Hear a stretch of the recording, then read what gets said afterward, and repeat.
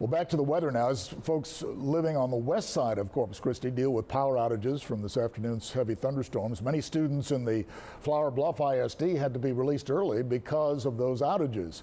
Now, this is video taken earlier this afternoon as Flower Bluff High School evacuated students to the football field where the high school's power went out. The district superintendent says the Early Childhood Center and the elementary campuses were released early.